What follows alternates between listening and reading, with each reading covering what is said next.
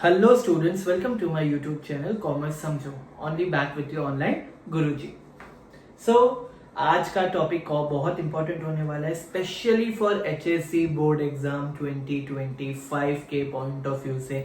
Exam में marine insurance policies वाला point बहुत इंपॉर्टेंट होने वाला है. आपको fire insurance and life insurance का जितना इंपॉर्टेंस नहीं उससे ज्यादा मेरीन इंश्योरेंस है एग्जाम के लिए, और हम वही टॉपिक क्लियर करने जा रहे हैं. तो without wasting further time let's start. बहुत इजी वे में समझने की कोशिश करेंगे एंड कोशिश करेंगे इसको अच्छे से समझ के याद भी कर ले, तो दैट हमें एग्जाम में ज्यादा इश्यूज ना हो. Okay, let's start. So marine insurance policy पढ़ने से पहले हमें कुछ कुछ कंसेप्ट आते हैं. जैसे कि आपको पता है वर्ड क्या आता है, वेसल.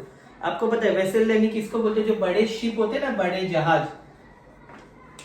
अब सबने बड़े जहाज कहा देखे, कहो ना क्रूज वगैरह वाले ना, वैसे वाले नहीं. वेसल्स वो भी बोल सकते हैं, लेकिन वेसल यानी जिसमें ट्रांसपोर्ट होता है, सामान यहाँ से वहां जाता है, बड़े बड़े जहाज आते हैं. अपने मूवीज वगैरह में भी देख रखे, KGF वगैरह है, बहुत सारे मूवीज में. तो वेसल का बार बार इसमें यूज होगा. शिप वर्ड नहीं यूज करते इंग्लिश में. We usually use a word which is called vessel, not a ship. Okay, because सामान यहाँ से वहां ले जाते हैं.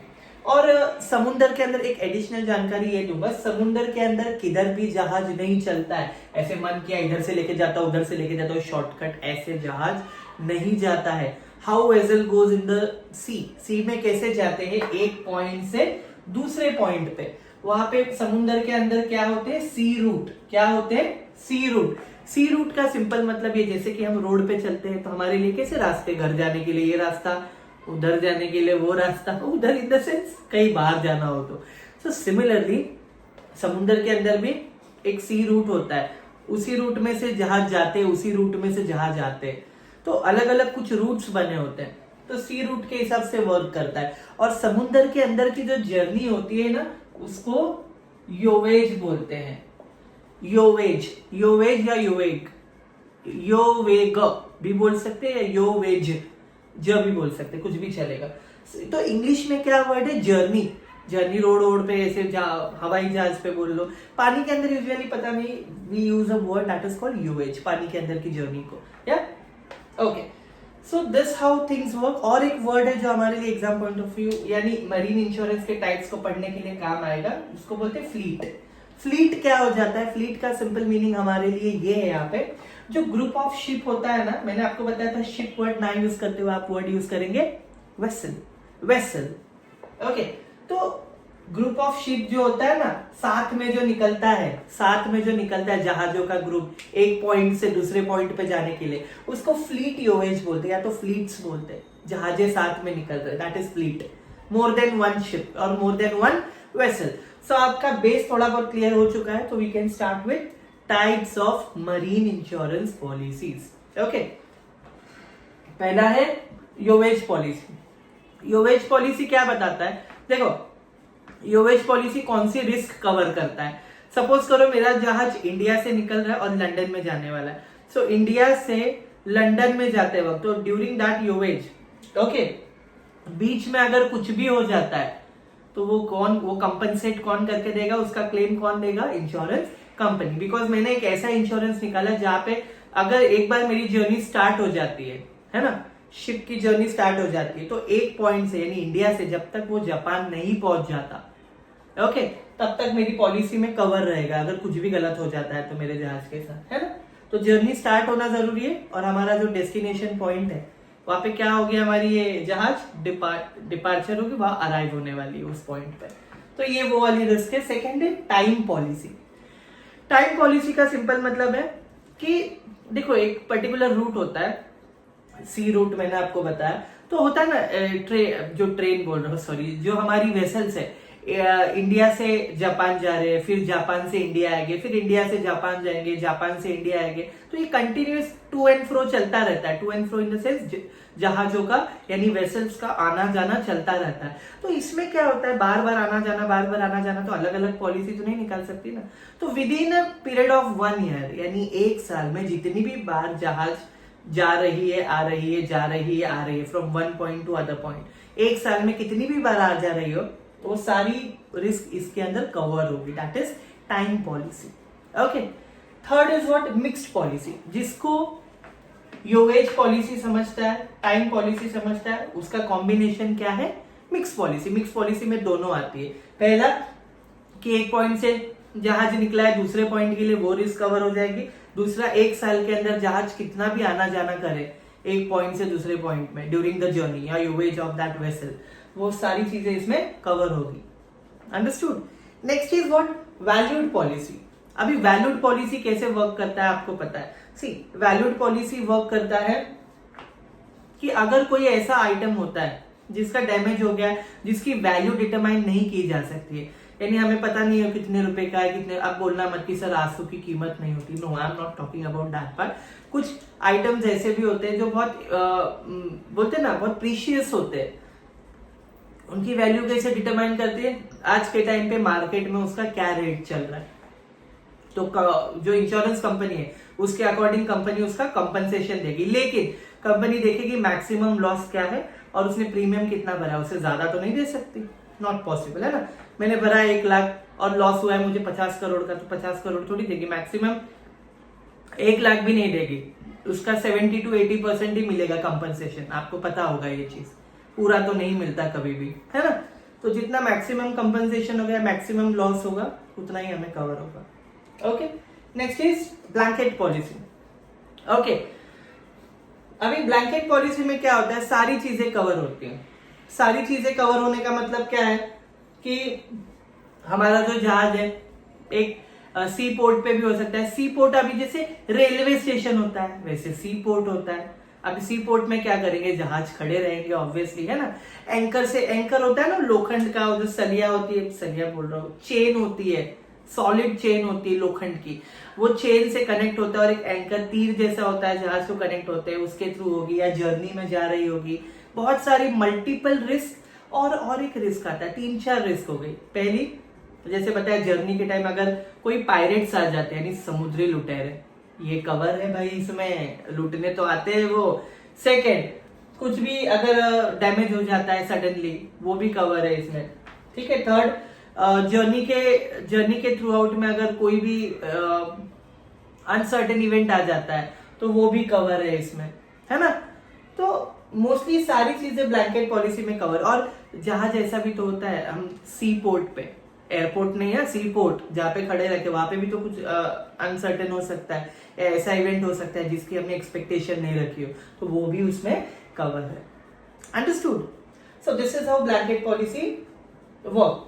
Port risk policy, port risk policy देखो, simple policy. Port risk policy talks about, suppose एक जहाज है, वो पोर्ट से, एंकर से अटैच्ड होगा, तो होता है ना कभी कभी 6 महीना शिप जाता है और 6 महीना एक ही जगह रहता है, फिर वापस 6 महीना जाता है, तो उस 6 महीने के लिए अगर वहां पे जहाँ पे हमने रखा है उस जहाज को, वहां से कुछ उसके साथ डैमेज हो गया, गलत हो गया, खराब हो गई, सड़ गई, या जो भी चीज होता है, तो ये कौन लुक आफ्टर करेगा, वो will take care of this thing, insurance company, क्योंकि हमने तो इंश्योरेंस ले रखा है। If anything happens to our ship, our vessel, so insurance company will by default going to pay a compensation और a claim to us.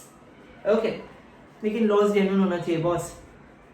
Next is what, composite policy. Composite policy exam में आप लिखो नहीं लिखो तो भी चलेगा, लेकिन मतलब जरूर समझो।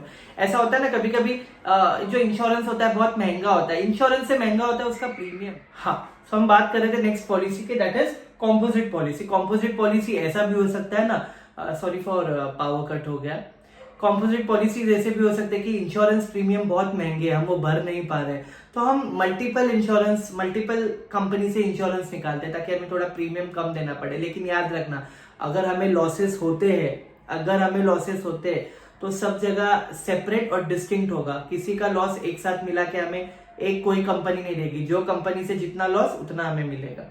Next is what, single vessel policy. अगर कोई स्मॉल कोई ऐसा पर्सन है जिसके पास एक ही जहाज है, ओके, तो उसकी जहाज का जो भी मतलब इसमें कवर हो जाएगा। लाइक सपोज उसके पास एक जहाज है और वो नहीं चाहता उसके जहाज को कोई रिस्क हो या कुछ खतरा हो जाए, कुछ गलत हो जाए, तो अपने जहाज का वो या वेसल का क्या निकालेंगे, इंश्योरेंस निकालेंगे। अंडरस्टूड। सिंगल वेसल पॉलिसी यानी ऐसा पर्सन जिसके पास एक ही जहाज होगी, ऐसे, तो उसको खतरा ना हो इसीलिए वो पॉलिसी लेते हैं। Next is what, fleet policy. Fleet का मैंने पहले ही आपको मतलब बताया था। फ्लीट मीन्स यहाँ पे क्या है, फ्लीट मीन्स ऐसा चीज जहाँ पे ग्रुप ऑफ शिप साथ में जा रही है और वहां पे अगर हमारे शिप के साथ कुछ घटना हो जाती है तब वो हमारी पॉलिसी इसमें कवर हो जाएगी, ठीक है, understood. Just a second, give me a second.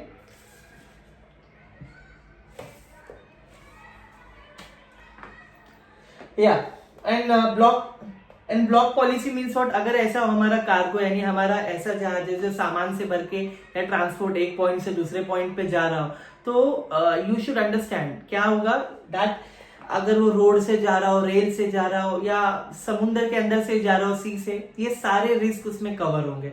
Even road and rail वाला भी इसमें कवर हो जाएगा कार्गो से अगर जा रहा हो तो।